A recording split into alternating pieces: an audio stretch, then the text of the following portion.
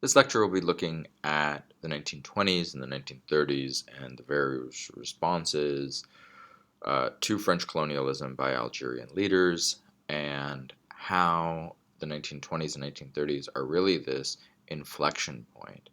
So much changes in the 1920s and 30s in Algeria that we can really see it as this major inflection and turning point. So we're going to begin by looking at the centenaire, the centenary celebration, the 100-year anniversary of French conquest that was celebrated in 1930. This again is a celebration, as Martin Evans writes about in his book, Algeria, France's Undeclared War. This is a celebration by colons of occupation and transformation of Algeria into an extension of France. Like Columbus Day for indigenous people in this country, this is a source for anger for the Algerians. There's this sense of, oh man, they're never leaving, are they? Even though we, the Algerians, are in the majority. We need to do something. It was this year-long party that forced the Algerians to confront, once again, the reality of French occupation and French perspective, the French perspective of the occupation, what it meant to French people. So we see three strands of resistance coming out of the 1920s and 30s, and we'll look at them one by one with some depth here, but broadly speaking, first one you have is the assimilationist. This is the group led by Ferhat Abbas. They want equality between the colons and the Algerians. They want agricultural reform. They want the abolition of special privileges for colons. They want to maintain links with France. So the goal is to continue being connected to France, but reform. So this is a reform movement, the assimilationist. The second strand is a religious response, and this is personified by Abdul Hamid Ben Badis. Just as a note, Ben Badis is the last name. It's not Ben is his first name, and Badis, last name. It's Abdul Hamid Ben Badis being the last name. So this is this religious response is conservative in the sense that it's backward looking, back to the good old days, prior to colonization. This is an area that has been connected to Islam since 750. So for over 1,200 years, this is a move to reform Islamic practices in Algeria, and the belief that Algerian nationalism could only succeed with a reorientation to religion and principles of Islam. This religious response by Ben Badis stirs up the religious consciousness of Algerians, compelling them to see themselves as Muslims first. The third actually rejects this religious tone and rejects the assimilationist pro-French position, and instead calls for their own country, calls for independence, calls for cutting ties with France. It also calls for rights that a lot of Western countries claim to give its citizens, like voting, like free speech, etc. There's also linking with global communism. Okay, let's go into them by depth. So this is a photograph here of Ferhat Abbas. Abbas puts forward this moderate approach. And interestingly, this response to the racism, exclusion, and dispossession by the French is to appeal to the French rights of man by saying, hey, France of the French Revolution, the France of 1789, French Revolution, guarantees these rights to its people. Well, we want in on that. We are French, so you need to extend these things to us. Maurice Violet subscribes to this position, and Violet sees assimilation into France as the way to fend off Algerian nationalism and global communism. So he sees this as the way of keeping the third group, Messali Hajj's group, pushed aside. What we need to remember is that the French really, especially the French of France, really believe in this so-called civilizing mission, this paternalistic view of that the Algerians could eventually be made into, I'm putting my fingers up here in quotes, into little French people. And therefore there needs to be a path for these Algerians to become Frenchified, so to speak. So it is there is this path that does appeal to some French politicians. This is highly opposed by the colons because the colons don't want the majority of people who live in Algeria, who are Arabs and Berbers, not colons, to have the right to vote because that's going to wreck the whole game. So the colons are against these demands of indigenous representation in parliament and greater voice in local government. I want you to remember this when we get to South Africa in the spring, because the dynamic in South Africa is the same. You have a minority white population and a majority African population. And if you make it a true democracy, then the minority party does not have this monopoly on power. So this is option one. Option two is this religious renaissance of Abdelhamid bin Badis. Renaissance literally meaning rebirth, right? So this is wanting to bring about a religious and cultural rebirth. And he believed that assimilation is impossible, it's wrong, and here we have on the third bullet point this famous quote by Ben Badis: Islam is our religion, Algeria our homeland, Arabic is our language. So this is a cultural battle on identity. And he's saying, we can't, like this guy, become French. You're nuts. We can't become French. We're not French. We can't become Christian. We don't want to become Christianized. And he indeed sought to drive out Islamic practices, and he sought, he was highly anti-assimilationist. So these two dudes are in opposition, right?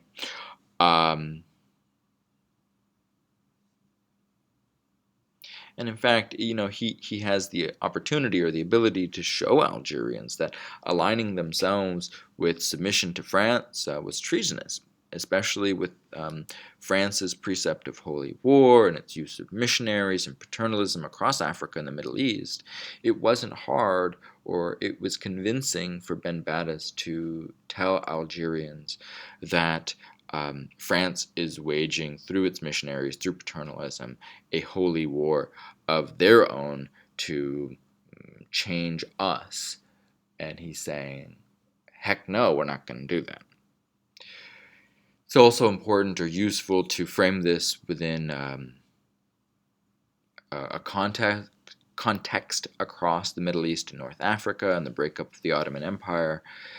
And that all of a sudden, after 1,200 years of being ruled, or 1,100 years of being ruled by Muslims, we have the peoples of North Africa, of Morocco, Tunisia, Algeria, Libya, Egypt, now being ruled by non-Muslims, Britain and France, right? And this includes the Eastern Mediterranean, the Holy Lands, what's today Lebanon, Israel, Gaza, the West Bank, Palestine, and Syria. All of these are being controlled by either the British or the French. So he's framing this, and it's not just us as Algerians that are under threat, but all of us are.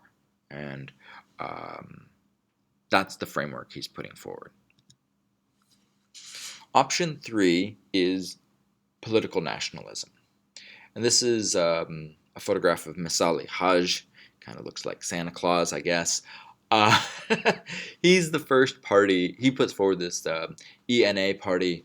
And interestingly, the ENA, the Étoile Nord d'Afrique, the North African Star, is not a party in Algeria, but it's a political party in France.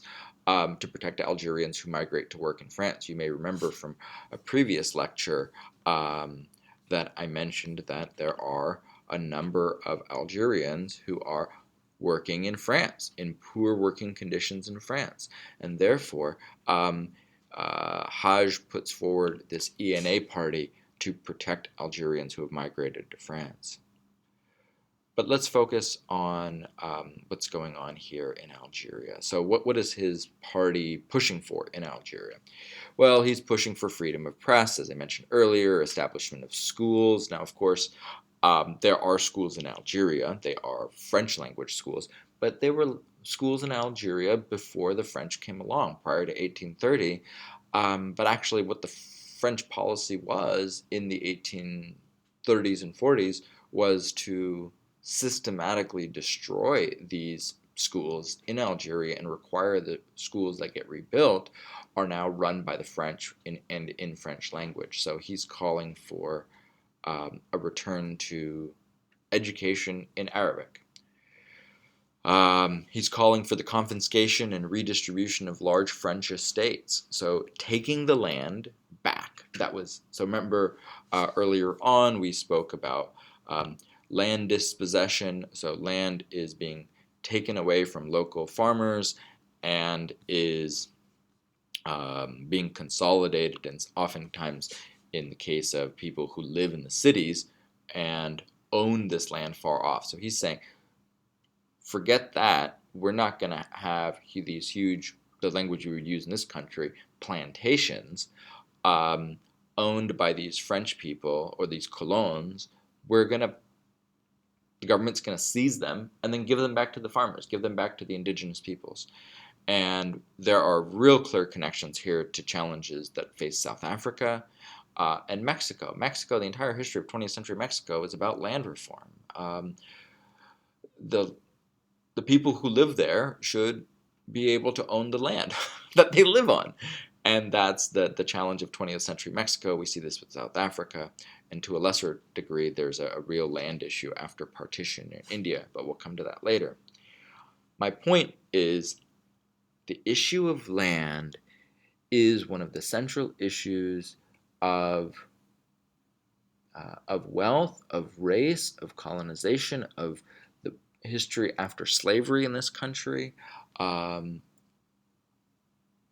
Land, okay? He also calls for universal suffrage. So everyone can vote, regardless of religion or race or gender.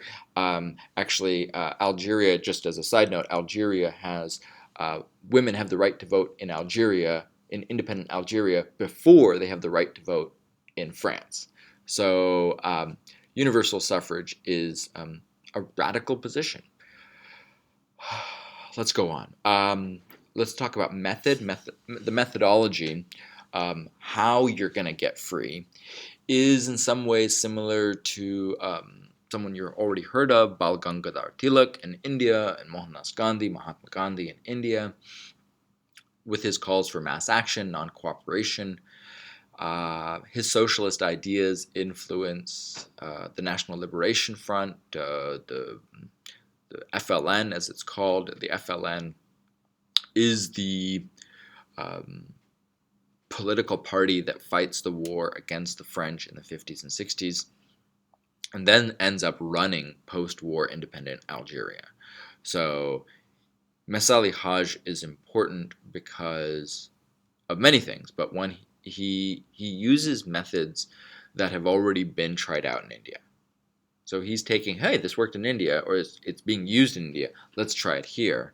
And then his focus on socialism and indeed communism influences the political party that ends up running Algeria and leading the war for independence. So this person is seminal. Seminal meaning, having long-lasting effects after. So a seminal album isn't for a music band. That album influences other musicians afterwards, right? Okay. So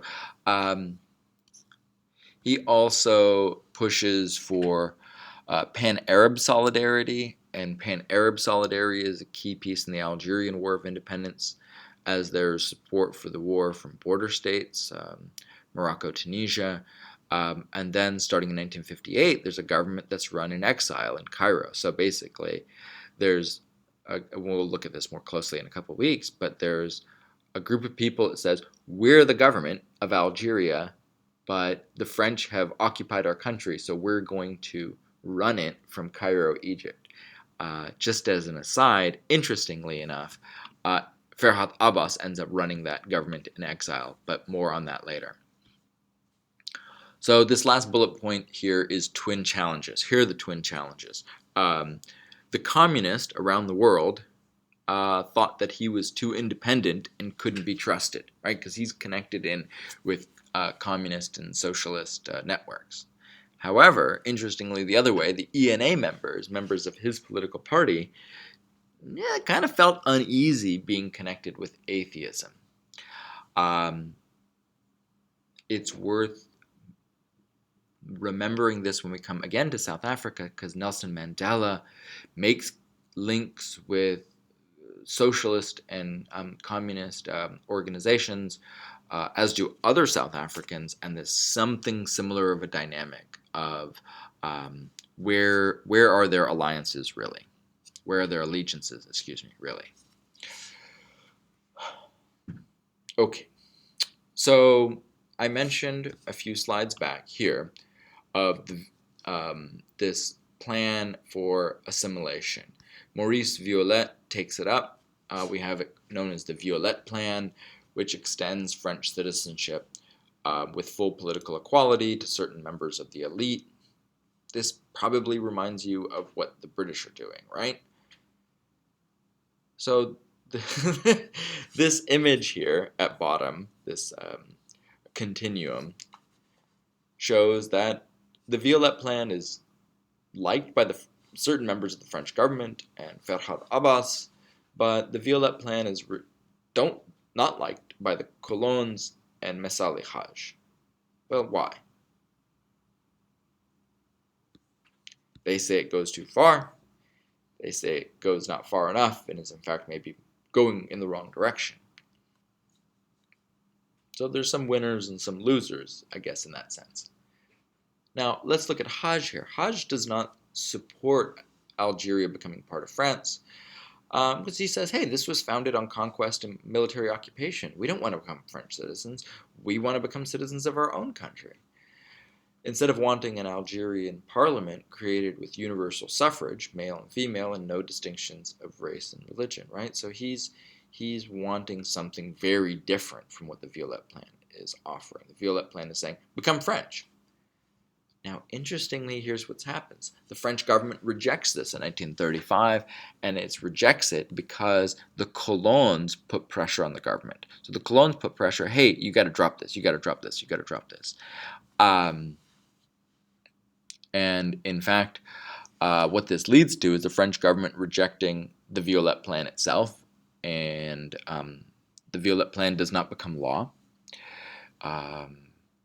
And they actually began to move in a different direction and began to pass legislation that says opposition to French rule could lead to jail time. So if you oppose us, that itself is a criminal offense, like a sedition, right, is the idea. So this is actually not unlike what we see in India, not unlike what we'll see in South Africa, and it's not unlike legal responses in some Southern American states during the Jim Crow era, where it made it illegal for whites and blacks to discuss equality. Just the act of discussing equality, publishing leaflets, holding meetings, was a punishable offense in the United States and some Southern states in the Jim Crow era. So we'll come to that again in the spring. So what's the lesson here? The lesson here is that the colonial power is rejecting concessions and compromises because they say, oh, it's too radical. You're asking for too much. And the hope is, by the colons especially, is by not giving in to this, by giving them nothing, that they will give up.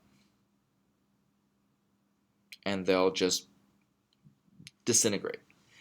But if the conditions on the ground are dire, resistance will intensify. And that's actually what happens here. The colonial rejection of moderate change led to increased popularity and support for Hajj's position. By not giving Abbas what he wanted, Hajj's position was strengthened because more and more people are wanting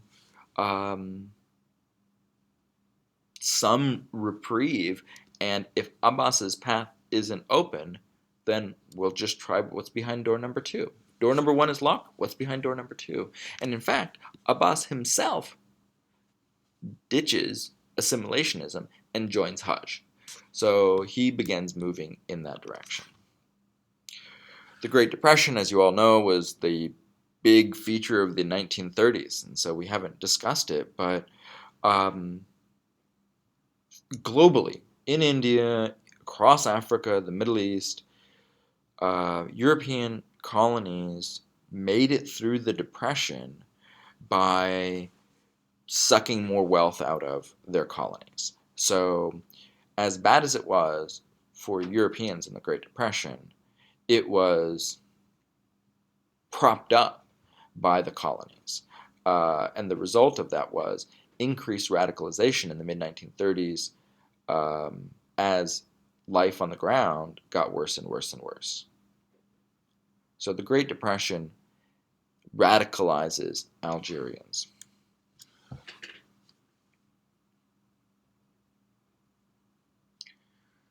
So how should we think of the 1920s and 30s? The French move in the late 30s to repress Algerian political parties. They, if we go back here, they reject the moderates in the mid-30s. By the late 30s, they say, okay, your political party is illegal too. And in fact, they end up arresting Messali Haj. This is a strategy the British employ in arresting Indian resistance leaders, where they lock up a lot of Indian leaders for a long time, Gandhi, Nehru, others. And to make further connections to India, Haj also employs an in-prison hunger strike in 1937. So he says, I'm a political prisoner.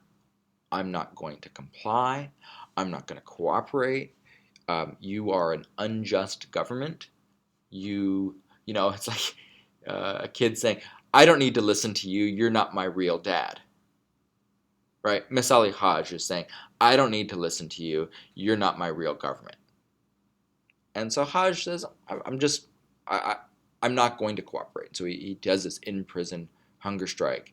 And I'm guessing, but I don't know this, I haven't read this anywhere, but that he takes this strategy directly from Gandhi. Gandhi does this many times before Haj in the 1920s and 30s, but it's contemporaneous. Gandhi is continuing to do this in the 30s, in the late 30s, when Haj is doing it. So these things are happening at the same point in time. So what's up with this picture? As things get worse on the ground, the French government give no concessions. And so, like a pot, where it just gets hotter and hotter and hotter, if you don't remove the lid off the pot, or you don't let a pressure cooker whistle, it's just going to heat up, heat up, heat up without release, without an outlet, and Algerian radicalism, nationalism grow, and we begin to be on the road to war. So assimilation movement is dead by the late 30s, and it was very much alive in the early 30s. Abbas, as I mentioned earlier, he abandons it, and so now we're calling for nationalism. We're calling for independence. By World War II, the push is independence.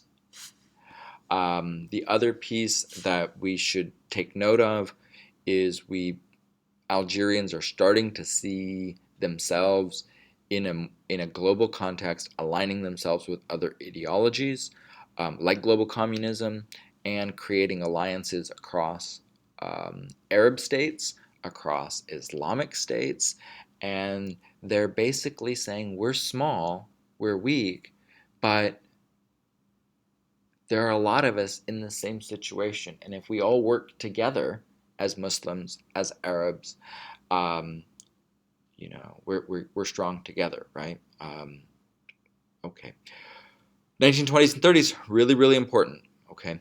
Next lecture will be a short one looking at World War II.